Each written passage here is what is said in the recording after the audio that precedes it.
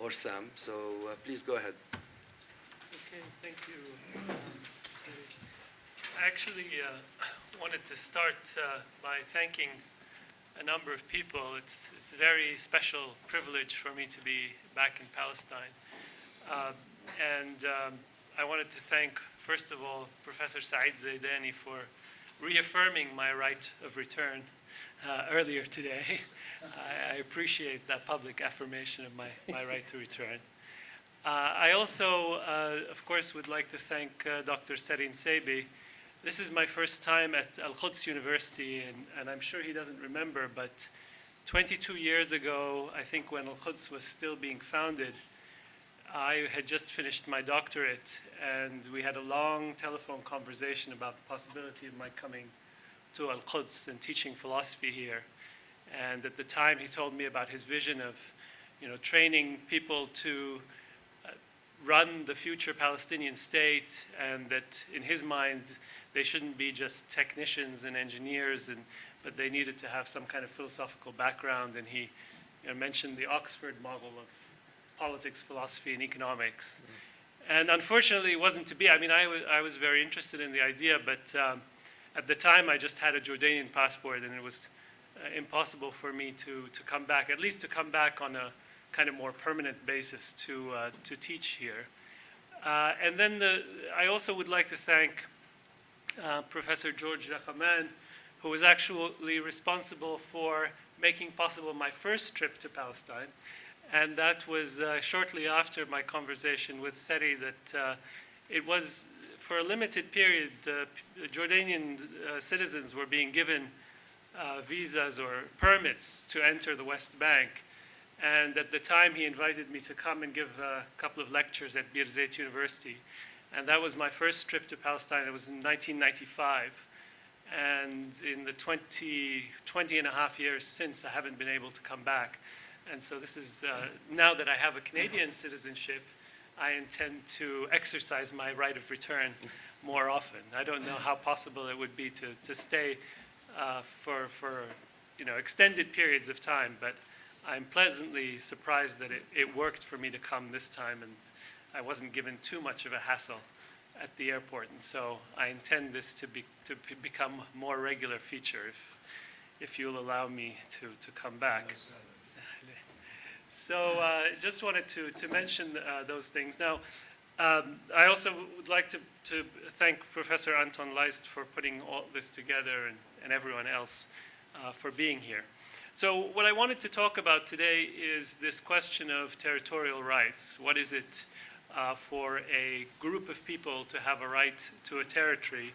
And I know there will be overlap with some of the other presentations that have already been given and some of the ones that are also going to be given over later today and tomorrow. But I think that I hope there won't be too much repetition. The approach I'm going to take is largely theoretical, and I'm going to look at various different theories of what a moral right to territory consists in. Yesterday at dinner, Professor Zaidani said, "Is that a rhetorical question? Whose land is it anyway? Don't we know the answer to that question?" I guess was what he meant. And I think most Palestinians and most supporters of the Palestinian cause would say, yes, the answer is really not that mysterious, but I think it's always important to try and spell out the arguments and the moral justifications, the philosophical justifications for the answer that we give. So what is a moral right to territory? What does it consist in? Here we have a piece of land. Unfortunately, I couldn't find a picture of Palestine without boundaries drawn, without borders drawn. Everyone wants to draw borders around Palestine, so I wanted to find an image that didn't have any kind of boundaries to dramatize, to highlight the question that this is an open question. Which groups of people have a right to which territories? When does a group of people have a right to land? Which groups of people have rights to which territories, and on what grounds? What are the moral bases for a group of people having some kind of legitimate claim over a territory? Now, there are quite a few theories that have been proposed in the literature. and I'm not going to be able to do them justice, but I was going to at least mention and briefly sketch 5 different theories. The first 4, mainly to show their shortcomings and to show the ways in which they don't provide a very satisfactory answer to the question of when a group has a right to territory. And then I'm going to look more closely at the 5th theory, which a number of people have proposed, but there's a recent book that I'm going to be relying on more particularly by a philosopher by the name of Margaret Moore. And I think she does a more satisfactory job of answering this question and providing a better argument for why the right to territory is very closely linked with the right of self-determination. And I have to say that I've changed my mind as a result of reading her work about this question. I used to think that the right to territory was somehow a kind of precondition for the right of self-determination. And as a result of Margaret Moore's work, I think of these 2 rights as now being a little bit more interdependent, more inextricable, in a way that I hope will emerge as I try and explain her approach to the question. So now there's a theory, there's maybe a very old theory which not too many political theorists or philosophers espouse nowadays, although I think it's a theory that may still have some kind of support among the wider public. It's certainly a theory that's associated with the heyday of colonialism, which says that some groups are better than others at exploiting the full potential of the land. So a group of people that has a superior claim to exploiting the land, doing something more useful with it, making it somehow more fruitful, has a better claim to it, no matter who happens to be inhabiting the land. If some other group comes along and can show that they are somehow better at making full use of the potential of the land, then their rights should perhaps trump the rights of whoever happens to be living on the land. Now, of course, I think that that theory is no longer very widely espoused for very good reasons. For one thing, nowadays I think we're much more skeptical about this idea of exploitation of land and superior land use. What was once considered good and optimal use of land is nowadays perhaps considered degradation of the land and perhaps even corresponding to certain environmental disasters and so on. And so I think in these, especially in these environmentally troubled times, any claim that you can have superior, that you have a better way of exploiting the land or can make better use of its full potential is, I think, particularly problematic. Another theory that's sometimes put forward, not usually, I think, as a kind of full and complete account of territorial rights, but perhaps as a partial account of when a group or certain kinds of circumstances under which a group has a right to territory, has to do with this notion that there are sometimes in human history groups that are threatened with persecution or perhaps indeed extermination, and they therefore need to be protected from such threats, and they should therefore be able to seek refuge or shelter in a land and therefore lay claim to it in order to escape these threats of persecution or perhaps even genocidal threats. And there's something, I think, to that idea. There's something attractive to the notion that perhaps land should be used in order to protect people from certain threats, although, of course, it's not always efficacious. If a people is threatened with persecution, there's nothing to prevent whoever's persecuting them from really pursuing them to wherever they happen to seek refuge. But part of the problem with this is, as many people have pointed out, this doesn't seem to really give people a right to a territory full stop. At best, it gives them right to refuge in a territory until perhaps that threat has passed. And of course, we have a moral obligation to ensure that that threat is no longer there, to remove the threat. in certain way. But if they don't already have rights to that land which they're sheltering in, which they're seeking refuge in order to escape persecution, it seems really quite questionable that that threat of persecution would give them a legitimate claim to that territory merely in order to evade these threats. And as some theorists have put it, you have to distinguish a right to refuge in a territory with a right to the territory itself. And so at best, something like this kind of argument can ground a right to refuge in a territory rather than a right to possess the territory in some sense, have sovereignty in it, have jurisdiction over it, and so on.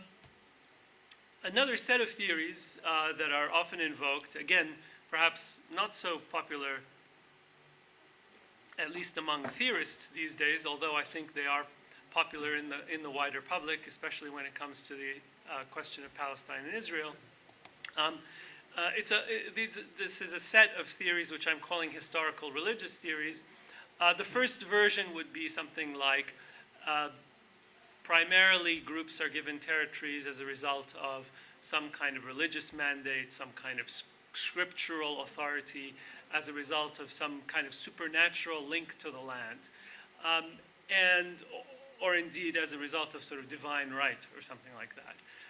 The problem, of course, with any such theory is that it's bound to be limited in its acceptability, because even if people generally accept supernatural or spiritual claims, in many such cases, there are going to be competing scriptural or competing spiritual claims, and what's recognized as a genuine, legitimate religious or divine claim to a territory by one group is very likely to be disputed by another group. So at best, these sorts of claims are not really universal. They don't have the kind of wide acceptability that we'd want from a theory that could gain very widespread acceptability.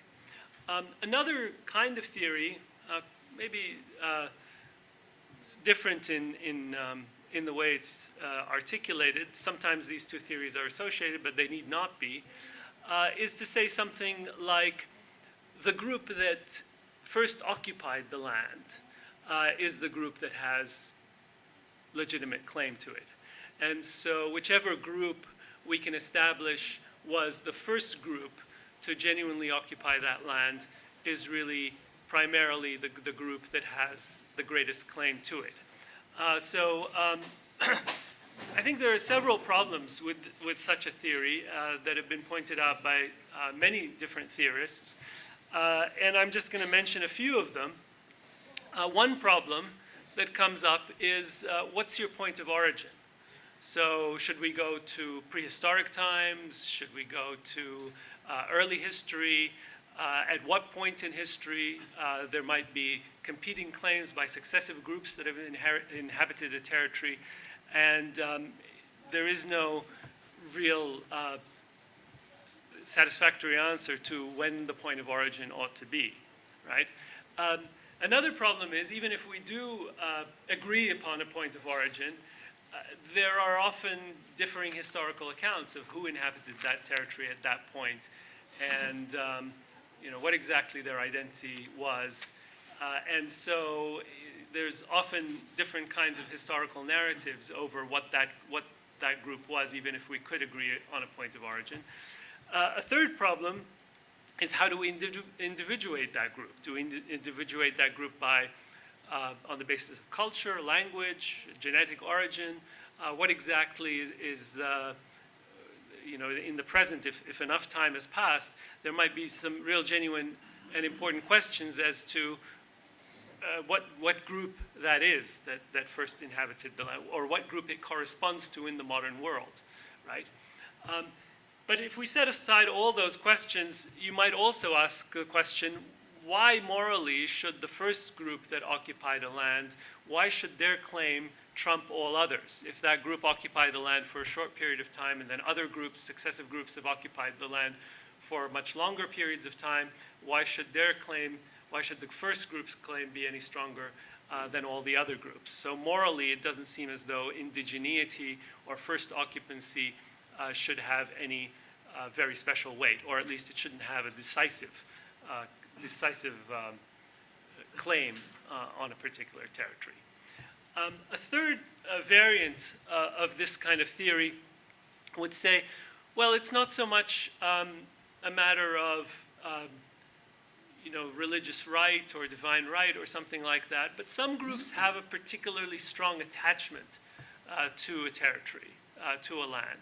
And those groups to whom that land matters the most, culturally, perhaps religiously, and so on, should really have a stronger claim to it. So if you can show that that territory is really central to your way of life, to your culture, and so on, then perhaps you should be granted, or that you should have a prima facie right to that territory. Now the problem with that is, of course, there are often competing claims as to how much the territory matters to different groups. And it's not clear how you would adjudicate those kinds of competing claims. How do you assess to whom the land matters the most? But another more basic question you could ask is, why does that kind of attachment, why should that confer a territorial right? If a territory, if a site, if a landmark, a monument means a lot to me or to my group, then perhaps that would give us grounds for having access to it, or for being able to visit regularly or something like that. It's not obvious that it should therefore establish a right to sovereignty in that territory or jurisdiction over it or something like that. So again, it doesn't seem as though that kind of argument is going to be sufficient to ground a territorial right. A fourth class of theories starts out from the idea that the bearers of the right to territories ought to be nations or culturally homogeneous groups. So the groups that primarily qualify for governing territories or for having some kind of sovereignty in those territories ought to be cultural groups or ethnic groups or national groups in the first instance.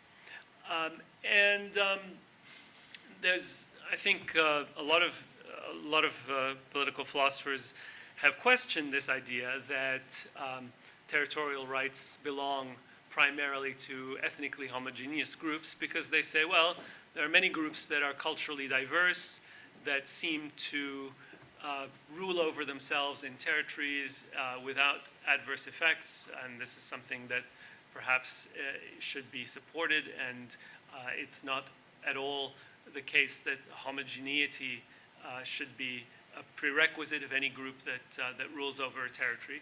But of course also there's a sense in which this answer to the question is really an incomplete answer, because it doesn't really tell you which territory those groups have a right to.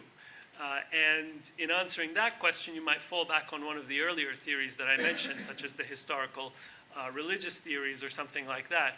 But even if we would agree that culturally homogeneous groups or nations are the primary bearers of the right to territory, we would still need to fill in this very important blank of which territories do they have the right to, right?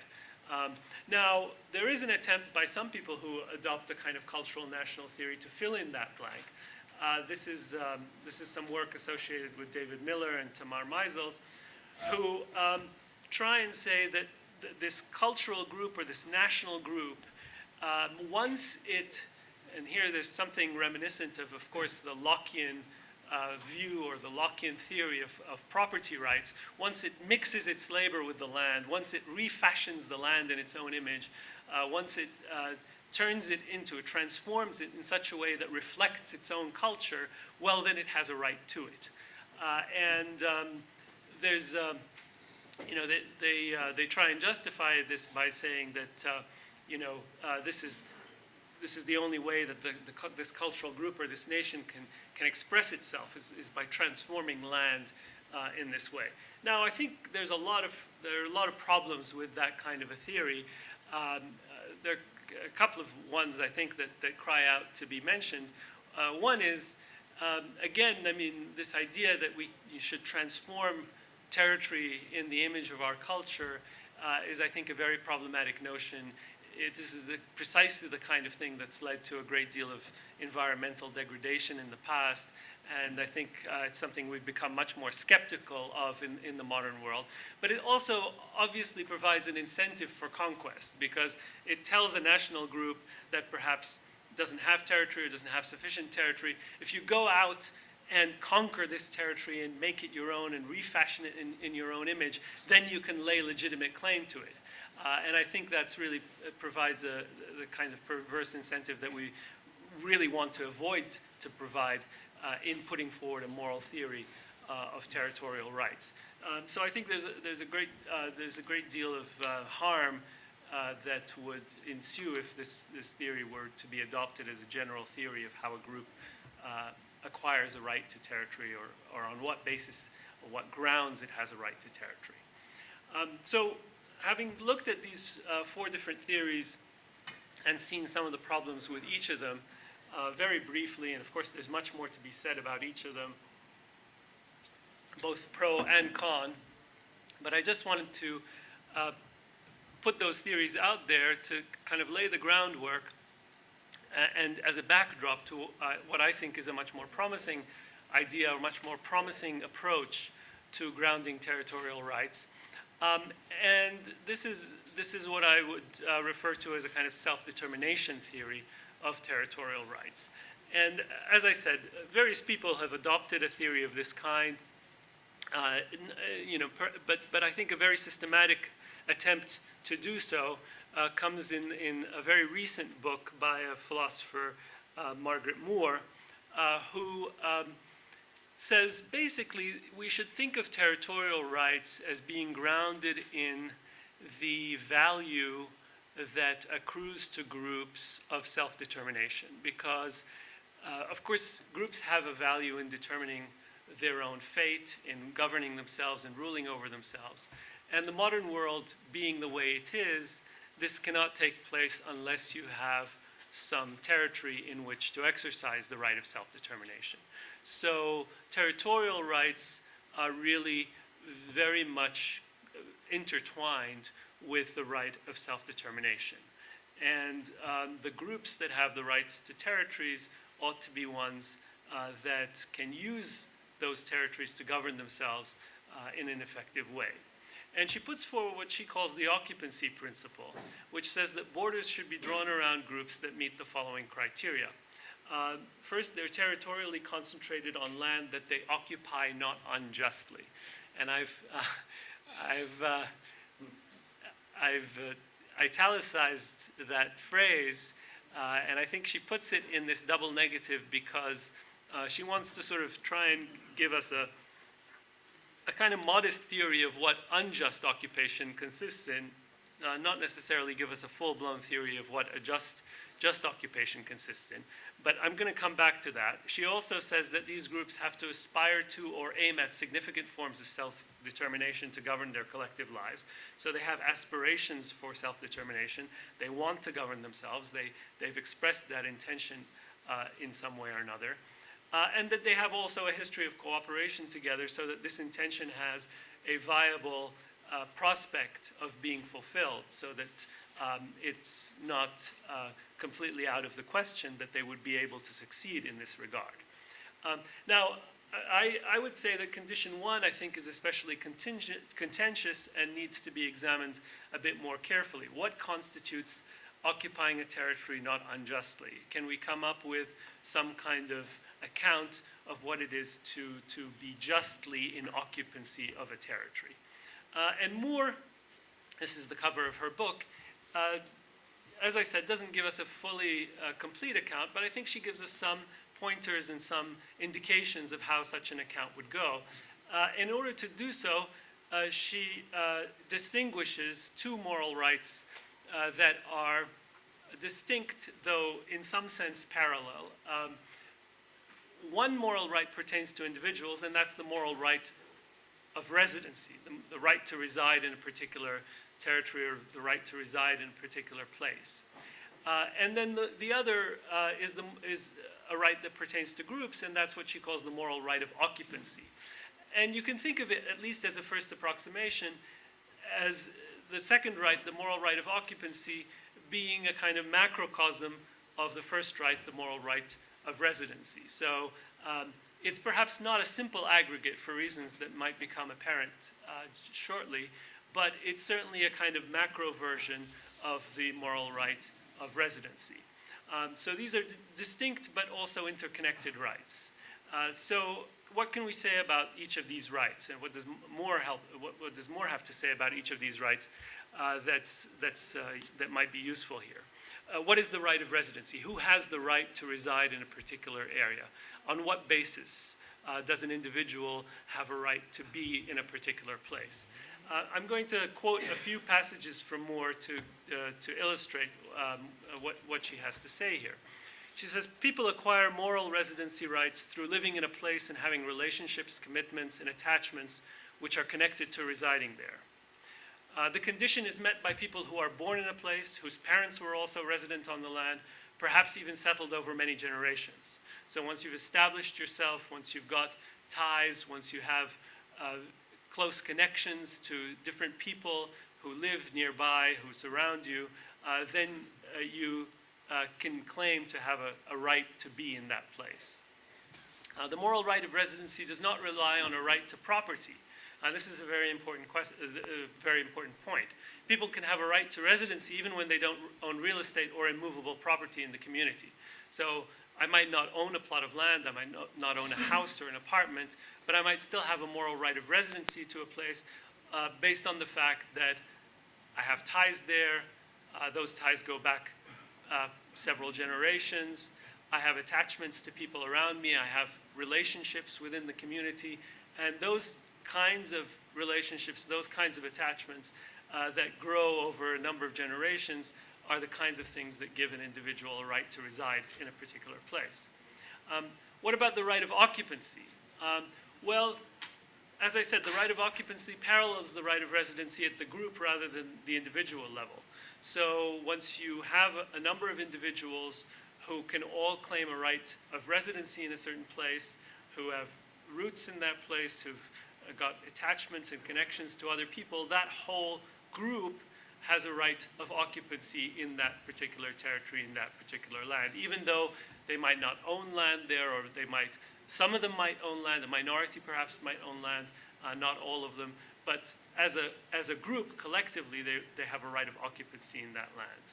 So it's a collective right that pertains to groups who have long-standing intergenerational relationships to each other and to the land. And I think that's a kind of an important conception. Now, you might say, well, why? What's so important about having ties, having established ties in a certain land? And I think, even though Moore doesn't spell this out very clearly, we can bring it back to this question of self-determination. So the value of having a right to territory for a group lies largely in their ability to determine their own fate, to govern themselves in that land. And the reason, therefore, that groups who have these kinds of characteristics, who've established themselves on territory, have a right of occupancy is precisely that these groups they've been able to form relationships with and attachments to others in a particular place. And they've done so against the backdrop of a particular physical place they live in. So once a group has these kinds of attachments, it's more capable of establishing institutions of self-governance, to exercise self-determination in a particular land. And also they have goals and aspirations. They might have certain economic goals to flourish or to bring about the conditions of flourishing. And that only takes place against a certain backdrop of a physical place. So if we have ideas that we're going to be an agricultural community, or that we're going to invest in certain kinds of industries and so on, Well, that presupposes a certain kind of physical place, a certain kind of physical setup. If we want to, engage in fishing or whatever, well, if we don't have a coastline, we can't do that. And so I think for more, and I think she's right about this, that it's important that we have these kinds of connections, and it's important that we've established ourselves in a certain territory, because these are the conditions that are going to make it possible for us to govern ourselves effectively, to determine the course of our own lives in a particular place. Now, what about, what's the flip side of that? If that's what constitutes kind of just occupancy or legitimate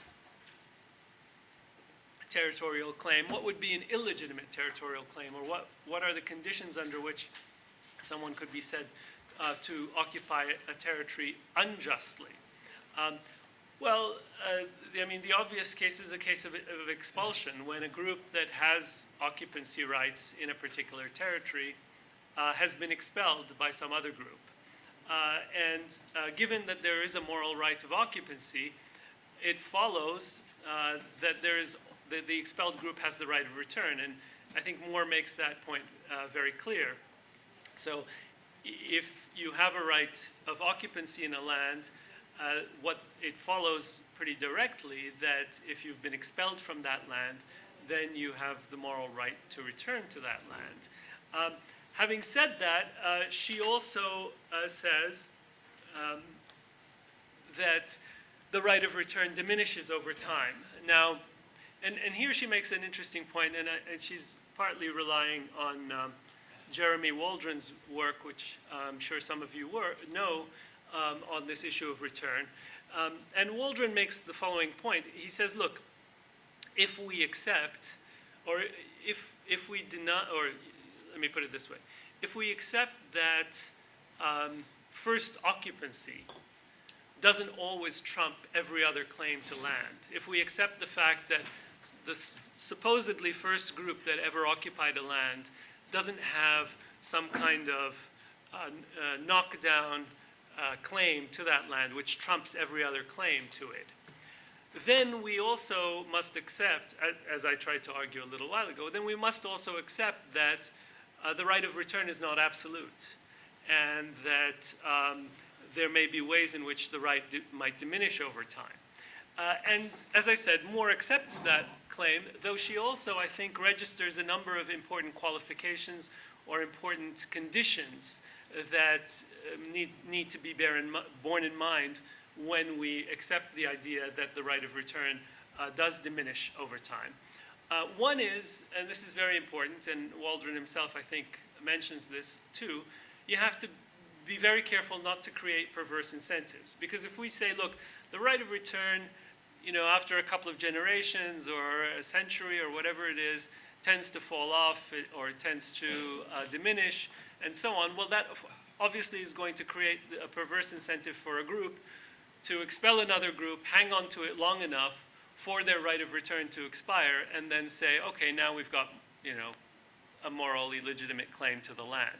And so it's very important in saying that the right of return might diminish over time, not to create that kind of perverse incentive, and to be wary of the way in which that claim could be exploited by a group that expels another group unjustly. The other point that Moore makes, and I think this is also very important, is that it depends to some extent, it's not just a matter of the passage of time, it depends to some extent, to a large extent, on the extent to which the expelled group continues to suffer the effects of being expelled from that land.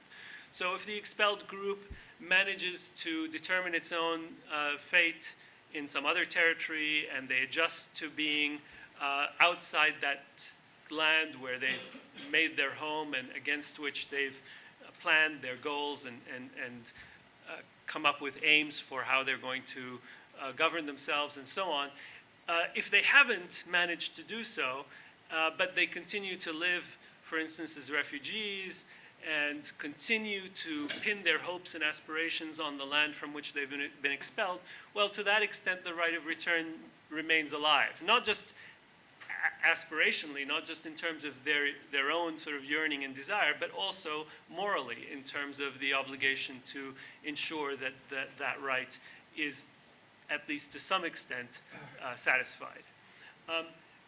She also makes an interesting point, and I think she might take this from other people too. The idea is that if the replacing group was not just, as it were, bystanders who happened to fill the vacuum created by the expulsion, and they were the intended beneficiaries of the expulsion itself, and it was done on their behalf, then they might be expected to pay a larger price in ensuring that the expelled group's right to return is fulfilled, or at least partially fulfilled. So to the extent that even if the expelled group is now, consists of the descendants of the original people who expelled the original group, they might still be expected to pay a price for the return of the expelled group. Another point I think that is worth bearing in mind here is that all this pertains primarily to the right of return and the right of occupancy, but there are also property rights that are perhaps of a different type and don't diminish obviously over time in the way that the occupancy rights might. And so even though occupancy rights might diminish over time, property rights may still need to be, you may still need to be given restitution or compensation for property, even though a long period of time has passed. So I think this is a very important, she provides us some very important ways of understanding the way in which the right of return diminishes over time and yet is subject to certain kinds of qualifications and conditions which need to be built into it in order not to think that it sort of automatically lapses after a generation or two or something like that. So I've been speaking in the abstract. Maybe sometimes it seems as though it's only thinly veiled abstractions from the situation that we're all most invested in and familiar with. How would all this apply to the case of Israel and Palestine? Well, I think in the pre-1948 context, it's fairly clear that on a theory of this kind, on a self-determination theory of territorial rights, and on the kind of occupancy principle that Moore has sketched out, it's pretty clear that Palestinian Arabs had the moral right of occupancy based on long-term intergenerational relationships to each other and to the land, based on their aspirations of governing themselves in that land, based on a history of cooperation together, based on aims and goals of establishing their own independent institutions in the land that they had inhabited for generations. They also had property rights to the vast majority of the land. Now, it also seems clear to me that Zionist Jews primarily did not have such rights. They were mainly newcomers to the land. They did not have the kind of long-term relationship to it that the Palestinian Arabs had. You might say there were small subgroups in pockets of territory here and there where they had perhaps acquired the land legally by purchase and so on, where they might have qualified for certain territorial rights or claims, and I don't know if those would ever have been viable independent states or perhaps little independent autonomous units. But another consideration I think that needs to be brought up here has to do with the way in which they arrived to the land. I mean, as we all know, most Zionist settlers came either under the Ottomans or under the British, when the inhabitants of the land didn't really have a primary say in who came and who went. They didn't have sovereignty over the land. So one could certainly raise questions about the legitimacy of the presence of Zionist Jews in this land. So, I mean, I think that's something that we could discuss some more. But what about the present context? What about the contemporary context? What should we say here? Well, it seems as though a theory like this also would lead to the conclusion that based on their occupancy rights, Palestinians generally have the right of return. Of course, it does diminish with every passing generation and so on. Although here again, I think it's important to be aware of creating perverse incentives. And there's a sense in which you might say that this long drawn-out process of negotiation or pseudo-negotiation is partly based on the realization that the longer it goes on, the weaker the Palestinian claim of return becomes. And so there's a sense in which one doesn't want to acknowledge or give give the Israelis or the occupiers the satisfaction of knowing that within a generation or so the right starts to diminish, and that therefore they will have a correspondingly stronger claim to the land. Now, what about Israeli Jews? Have they, over the past few generations, acquired occupancy right to the land? And I guess the flip side would be that they have acquired some occupancy rights to the land. It's quite clear, though, of course, we also need to recall the provisos that I mentioned, the issue of creating perverse incentives, the idea that the majority of Palestinians continue to suffer quite strongly from the denial of the right of return. Of course, that the Israeli Jews were not just bystanders, they were intended beneficiaries of this process of expulsion or ethnic cleansing, and therefore they can be expected to bear part of the cost, at least for satisfying the Palestinian right of return. And again, property rights don't diminish the way that occupancy rights do, and that therefore those need to be considered separately from the question of the right of return. Now, I don't want to pretend that all these questions can't be discussed further. There can't be further give and take about to what extent these rights can be satisfied and how should they be satisfied. And I just for sort of the sake of conclusion, I wanted to raise a number of questions having to do with, what I've spelled out this nice moral argument here about who has a legitimate claim to territory, how should such claims be satisfied in the case of injustice, how should they be redressed, and so on. But maybe we should think also about what kinds of practical political arrangements would be most suitable for redressing these wrongs. What, in this case, does corrective justice demand? Would they be best satisfied in the form of a one-state or a two-state solution, as Professor Zaidani was arguing earlier today? If a one-state, would the way of redressing these injustices be better handled in the form of some kind of a binational state, or would a liberal democratic state be a better way of redressing these injustices or correcting these injustices, and so on? So those are all, I don't have very quick or easy answers to any of these questions, but I thought I'd throw them out for discussion. Well, thank you very much.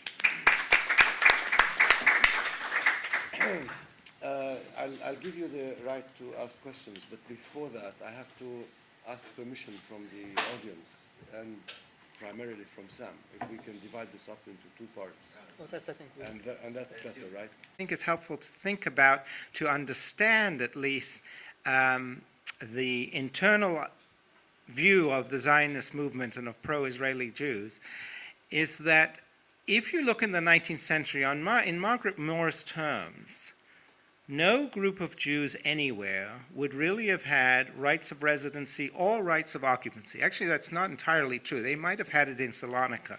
And actually, it might have been better to set up a Jewish state in Salonika, which is my little science fiction dream, which had Jewish majority for 500 years. But once Greece took over that area, took over Thrace, they also changed the ethnic composition, the demography of the city of Salonika, and then later on the Nazis wiped out that community. But on the whole, when Leon Pinsko, who was one of the first theorists of Zionism in the 1870s, really, he wasn't using the word. He wrote a little pamphlet called Auto-Emancipation. He's a Russian Jew. What he looked around and thought was, essentially, using Margaret Moore's term, Jews do not have rights of residency or occupancy anywhere because they have been not just expelled long ago from Palestine or Israel, whatever you want to call it, but repeatedly expelled from countries in Europe, less so in the Muslim world, but to some extent there too, and have never been able to establish a place where they can have that kind of relationship to one another and to the land, and yet they constitute a voluntary community of belonging, if I've gotten I think that was the phrase that you used. So you have a people without a land, essentially, and they need some land. Now, importantly, Pinsker did not think it had to be Palestine. It was not his view. Zionism for him did not mean returning to Palestine. It meant establishing some land for a people without any land. And the point that I would make, and this is the way I'll close with the introductory remarks in terms of the paper, is that Moore's theory, as I understand it from the way Professor Khalidi presented it, has nothing to say to diasporic peoples, to scattered peoples. If it is even theoretically possible, to have a people that does not have a land, that is scattered around, does not have rights of occupancy, then they come to have no right of self-determination either. And that does not seem to be required by justice and may indeed be unjust. All right, so I will now turn to reading the paper. So I'd like to begin by stressing how important it is to place the Israel-Palestine conflict in a human rights context. I'm a longtime admirer of Sari's provocatively entitled book, What is a Palestinian State Worth? A central point of that book is that general human values should take clear precedence over national and religious values, including both Jewish and Muslim values. Sari is a cosmopolitan humanist, as I understand him. You can correct me if I'm wrong, calling on us to understand ourselves as human beings first and foremost, with similar basic needs and values, and to pursue cultural and national and religious identities within the constraints of this humanism. Certainly our states should operate that way, protecting the human rights of each of us equally and fostering our collective projects, a religious or cultural homeland, a public square that marks religious holidays or cultural holidays of one sort or another, only after and within the limits of their efforts to protect our individual rights. I share this view. I'm a religious Jew and want there to be at least one country in the world where Jews can feel at home collectively, a country where Jewish culture and religion can be celebrated and developed and represented in the public square. But I emphatically agree that the first job of every state is to protect human rights, and don't think any state should compromise on that so as to foster collective identities. In principle, indeed, I would like to see only liberal democratic states all over the world. No totalitarian socialist states, no authoritarian Confucian states, no nationalist or religious states. Ideally, I think all collective projects would take place on a sub-state level, while states would simply protect the conditions, including the individual rights, that allow these projects to flourish.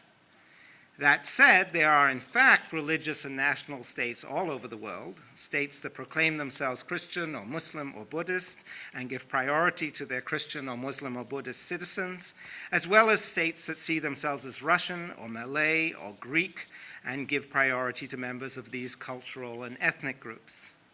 We have to see the Israel-Palestine conflict in this context, I think, and recognize that most Israelis and Palestinians want a Jewish or Arab and Muslim state in this area, not just a liberal democratic state, and have for over a century devoted their efforts to these nationalist aims.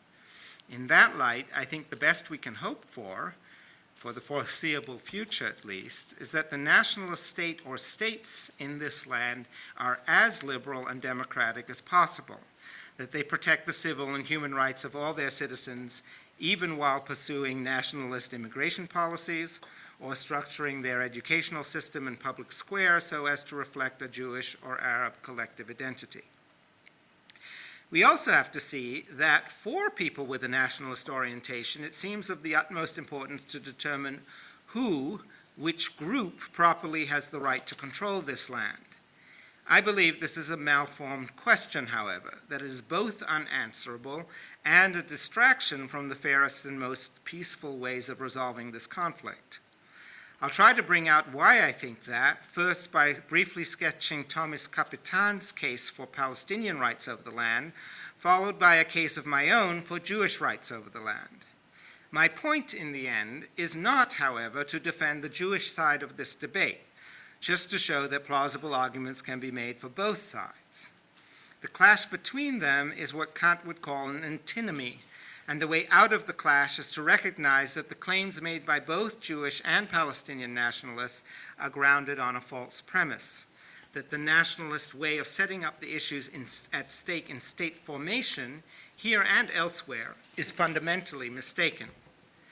Once we do recognize this, we can return to the liberal compromise with nationalism that I recommended above, to an approach that strives to reconcile the individual rights of everyone on this land with the collectivist projects that both Jews and Palestinians want to pursue. Since the dialectic of this paper is a bit complicated, let me spell it out in the following steps, and this is the first element on the handout, which I gave mostly as a sort of map to follow the complicated structure. So, number one, I start from a liberal democratic standpoint that holds all nationalism at arm's length, including both Jewish and Palestinian nationalism. Two, from that standpoint, I see the question about which group has a better collective claim to the land as a mistaken one that should be set aside in favor of a question about how best to satisfy the individual rights and collective aspirations of everyone on the land. Three, I will, however, make a case for the Jewish right to self-determination in this land in order to show that it is as plausible as the claim that the land ought to be governed wholly by a Palestinian Arab state. Four, I move from there to a proposal that the question about which group has a better claim to the land should be set aside. And five, finally, I then return to the moderate acceptance of nationalism within liberal limits from which I started. The structure of the paper is thus roughly palindromic. We move out from a position, consider a challenge to that position, then move back to it, having responded to the challenge in the hopes that the process will strengthen and clarify our starting point. Thomas Capitan makes a strong case for a Palestinian right to control the land.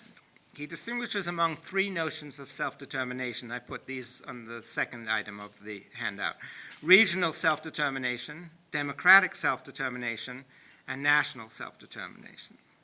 The first, he says, is, quote, a demand that inhabitants of well-established regions, territories, or states be allowed to settle for themselves all questions of sovereignty over that territory.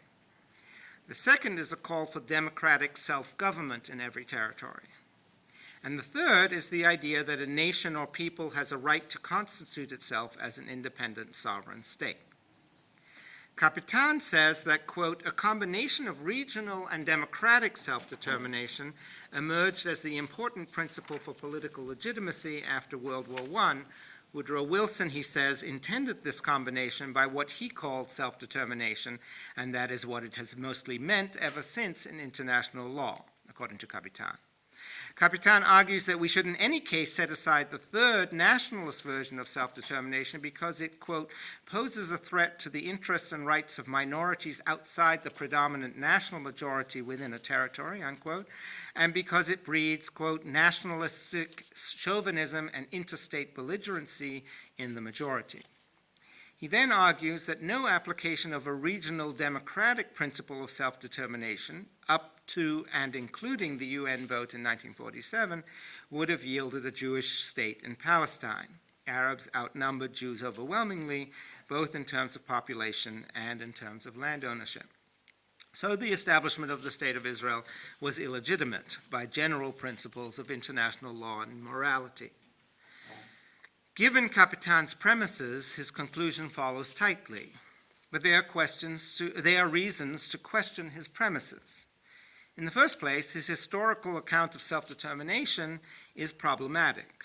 Wilson was notoriously unclear about what he meant by self-determination, and there's considerable evidence that he included the third nationalist version of the principle among its possible meanings.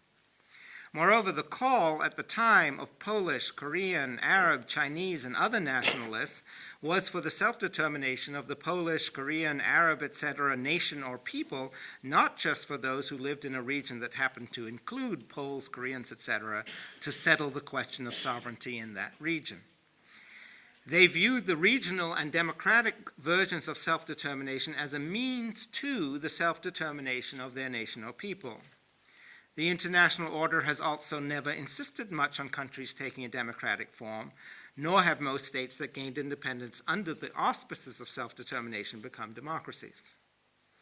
A more accurate account of the history of the notion of self-determination would, I think, show it to be an uneasy marriage between what Capitan calls the regional and the nationalist versions of that principle. A regional principle was clearly the starting point for the formation of many Asian and African new states, but if we look at the way the borders were drawn between India and Pakistan in 1947, or the basis on which Bangladesh, Eritrea, the states of the former Yugoslavia, and South Sudan have claimed their independence, we will see a nationalist and not a democratic version of self-determination inflecting the regional principle. The moral case for regional self-determination is also a lot weaker than Capitan makes it out to be. Regional self-determination strongly favors groups that already form large majorities in large parts of the world, while disfavoring small and scattered groups. The German and Chinese and Arab peoples do well by it. The Copts and Parsis and Inuit and Roma, as well as the Jews, do not. But surely small and weak groups need political representation more than strong ones do. The regional interpretation of self-determination can indeed be worse for the protection of minorities and international peace than the nationalist interpretation. In many cases, the regional interpretation serves as a proxy for a nationalist one, and in that capacity, it helps powerful peoples subjugate weaker ones. It allows large national groups to set up polities that favor themselves and squelch the collective identities of smaller peoples, while making that subjugation harder to see because it takes place under the cover of a principle that seems non-nationalist. It thus encourages chauvinism and oppression rather than getting rid of it, and the anger to which it leads among the national minorities that are suppressed can and often does breed grave threats to international peace. This is not mere speculation. Regional self-determination serves as a cover for a powerful ethnic group to oppress weaker ones as regards Kurds in Turkey, Berbers in Algeria, Chechens in Russia, Tamils in Sri Lanka, Rohingya in Burma, and Tibetans and Uyghurs in China, to name just a few cases. On the other hand, the civil war in Syria and much civil strife in Africa can be attributed to the formation of states in accordance with a regional conception of self-determination that has served in practice to foster a struggle for power among ethnic groups. Ethnic or religious groups, they're often hard to separate. There's considerable reason to think that in these cases and many others, an open acknowledgement of the importance of nationalist self-determination would allow for a better accommodation of the collective identities of human beings. It would certainly make for a more honest recognition of what is at stake in state formation, and thereby allow us to grapple more openly and carefully with the political problems that come of putting different peoples under one state. Not that that's necessarily a bad thing. I think in many cases it could be a good thing, but it has been often very problematic. But if we were to seek principles of self-determination that openly acknowledge the importance of peoplehood or nationhood to human beings, one thing that justice would require of us is that we look out for the needs of weak and vulnerable peoples above all. And that in turn would entail, among other things, a concern for the needs of scattered peoples, diasporic peoples, which at the end of the First World War, when self-determination was first introduced as a major principle, would have included, in addition to the Jews, the Roma, the Parsis, possibly African Americans, the Inuit, and arguably most other Native Americans.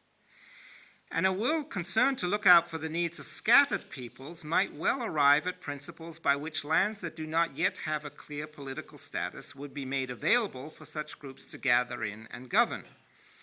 Since practically no part of the modern world is uninhabited, there would be no way to do this without some sort of impingement on the interests of people already established in the designated areas. But a combination of careful border drawing, political power sharing, guarantees of minority rights, and incentives for moving elsewhere might have handled that impingement adequately. In any case, there's no obvious reason why principles for self-determination designed in this way would have been more unjust than principles that are oblivious to the needs of scattered groups, who often, after all, have their individual and collective rights badly trampled upon. We have a choice here between principles that threaten the interests of established inhabitants in certain areas and principles that threaten the interests of people who have not had a chance to establish themselves in any area. I don't know of any general theory of justice that can tell us to prefer one of these sets of principles over the other. Surely some sort of compromise between them would be better. This brings us to the strongest argument for the Jewish claim to Palestine. This has nothing to do with the ancient presence of Jews in the area, something that prescription, as Professor Khalidi has pointed out, would long have rendered irrelevant as a source of property rights, nor with what God may or may not have promised anybody. I agree entirely with Professor Khalidi's treatment of historical and religious rights. I don't think that's a basis for any sort of claim, certainly in this conflict, certainly of the Jews. Instead, it rests on the idea that the Jews had an especially strong need for a state, or at least a homeland of their own, and that since they had no natural territorial base on which to establish such a thing, the international community had good reason to allow them to acquire a land, to turn some territory in the world into a Jewish home. Given that the one area that international bodies were willing, in fact, to set aside for this purpose was Palestine, Jews had at least a prima facie right to move there. Importantly, this argument does not presume that the Jews already owned Palestine before the movement for Jewish nationalism came into being. It insists, on the contrary, that they had to work through legal processes to acquire that land. Whether they did this properly or not remains open to further debate. Certainly some of the things they did in the course of this process were not justifiable. But in two major respects, via the League of Nations mandate and the UN partition resolution, they did receive at least a legal imprimatur for their project, and the argument I've offered is in fact the one that was used as a basis for that imprimatur. The Jews had a particularly strong need for this land, claimed the defenders of the mandate in the partition resolution, and need, in this case, trumped indigeneity. That is a reasonable claim if one starts from principles of justice that are concerned for the collective interests of scattered peoples. And it's hard to see why any collective interest should matter if the interests of vulnerable groups like these do not matter. It's hard to see, therefore, how decent, humanitarian principles of international justice could rule out the central project of Jewish nationalism. Such, at least, is the argument that I would put forward if I wanted to argue for a Jewish claim to the land from general principles of justice. But as I've indicated, that is not my project. I'm well aware that one could return to Capitan's position if one criticized some of my premises and buttressed some of his. And certainly the kinds of arguments that Professor Khalidi presented in using the premises of Margaret Moore would also lead to such a conclusion. But again, as I indicated in the beginning, I think Moore also starts from a position, from what I've heard at least, that ignores or sets aside the rights of scattered or diasporic peoples. And I think that's something that needs to be taken into account. So what I hope the exercise of working through my alternative position indicates is that these maneuvers could go on endlessly. And that, I believe, is because the question informing this debate and similar nationalist debates elsewhere is misguided and should be replaced by other questions. We go wrong, I think, as soon as we ask the question, which group in principle has the better right to control this land? Instead, we should be asking, what political framework will best accommodate the collective aspirations of both Jewish and Palestinian nationalists, while at the same time respecting everyone's individual rights? Let me explain this point by way of a comparison that will be familiar to the philosophers in the room. Kant famously argued that some of the most important, long-standing philosophical questions, like whether we have free will or whether there's a God, have no answer from a theoretical point of view. He granted that we can seem to answer them, that we can offer excellent, seemingly decisive arguments that there is a God and that we have free will, but stressed that we can offer equally good arguments, arguments that seem equally decisive, that there's no God and no free will. The solution to this conundrum is to recognize that we're asking the wrong sort of question when we enter upon these antinomies, that we are trying to get reason to do something beyond its capacities. I want to say something similar about the question of which group has a better collective right to this land. We can give good arguments that the land should be controlled by the Palestinian people, and we can give good arguments that it should instead be controlled by the Jewish people. The two sets of arguments start with different premises, but there's no universally accepted principle of justice to determine which of these premises constitutes the right starting point. We should instead recognize that we're asking the wrong kind of question, that we're asking principles of justice to do something beyond their capacities. That something, in short, is to determine how peoples, everywhere and at all times, acquire rights to territories. The very term peoples is too ambiguous and too dependent on factors that vary from one historical situation to another to allow of a clear definition for the purpose of general principles of justice. And it is yet more difficult and would require us yet more to simplify varied and complex historical factors to determine a general principle by which territories should be assigned to each people. One thing that makes it hard to see these points is that we calmly talk as if peoples or nations can own a territory the way individuals can own a home. This is a mistake, I think. I've argued elsewhere that we should see no state's territory as owned by a people. We need instead to keep governance sharply separate from ownership. Ownership, on liberal democratic principles, gives an agent the right to use the thing owned arbitrarily, according to his whim or will. Governance on those same principles requires the agent to be responsible to those he governs, to act in accordance with their will and rights. So states do not own the lands they govern, and peoples do not own states. Ideally, no state anywhere would see itself as the agent of a cultural or religious group. There would be no Jewish or Muslim or Greek or Arab states.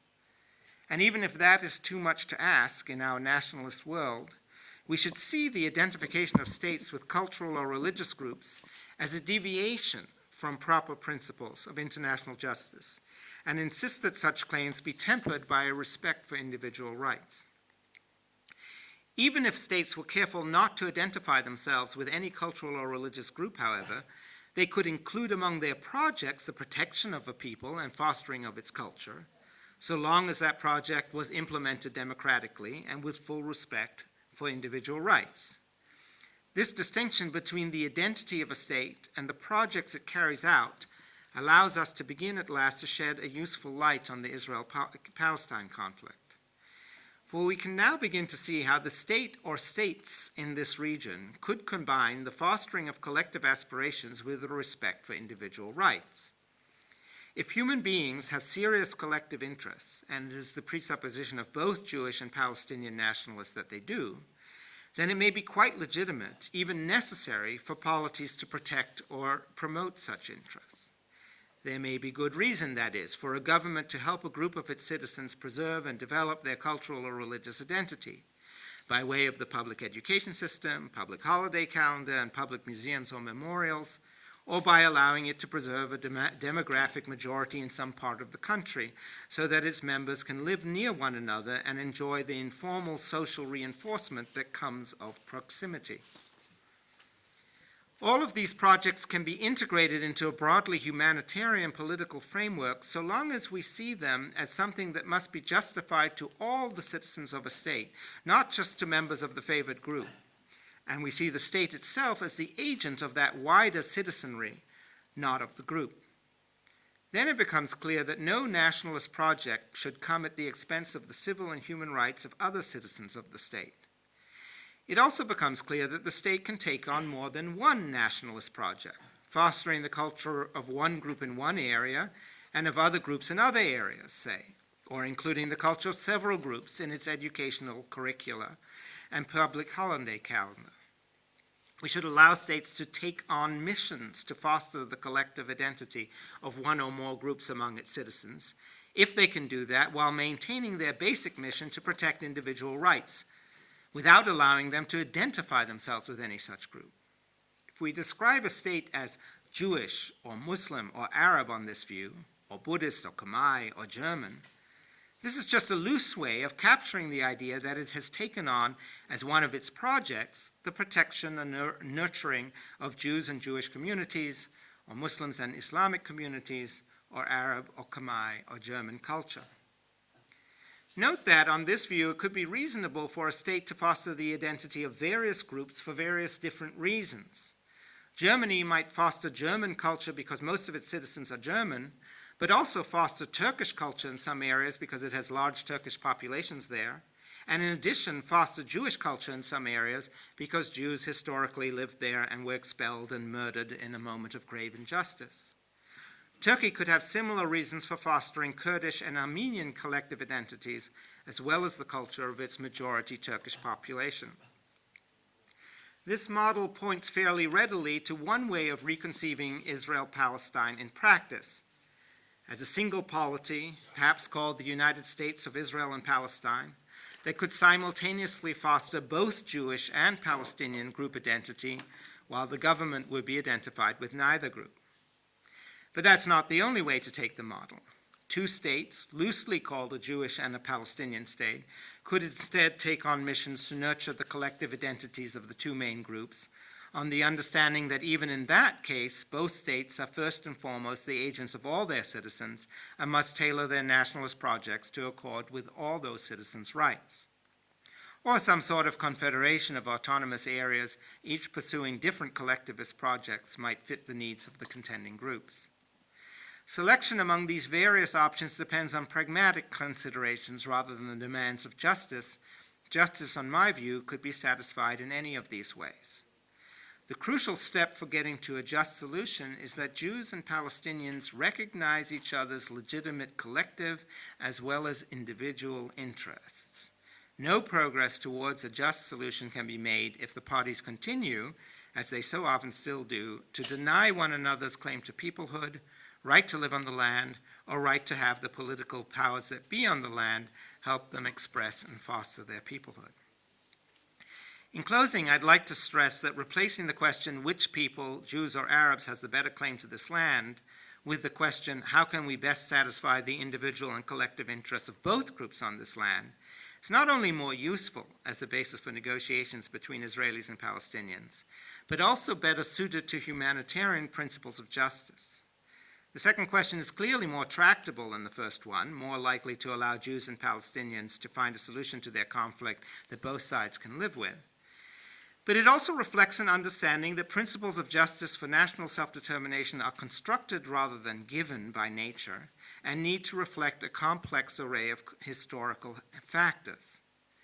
And in addition, it helps us remind ourselves that we should seek as much as possible to temper national projects, all nationalist projects, by placing them in a framework that protects human rights, and aims as much as possible to reconcile each group project with the interests of other groups.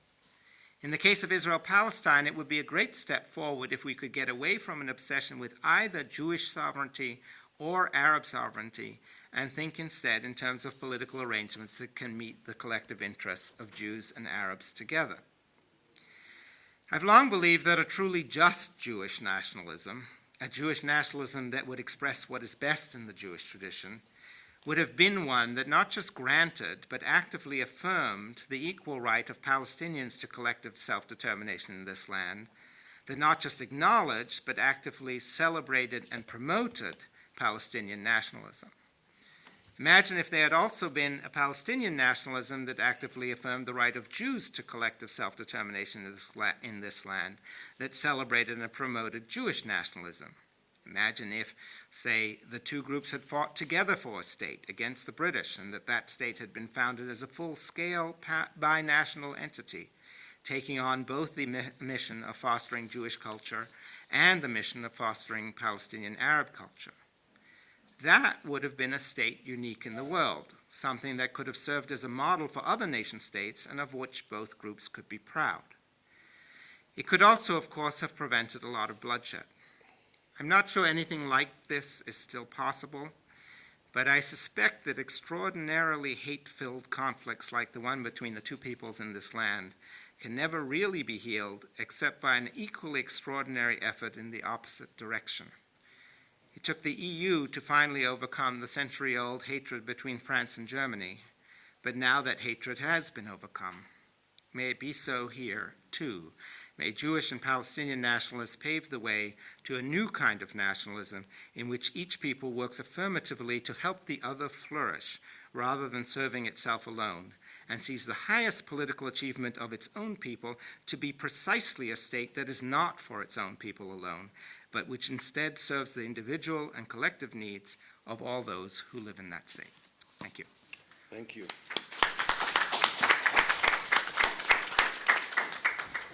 Well, I don't really know what to say, but it's, thank you very much. What? Idyllic situation. Idyllic. Okay, so we'll start getting questions one by one, and if they seem to be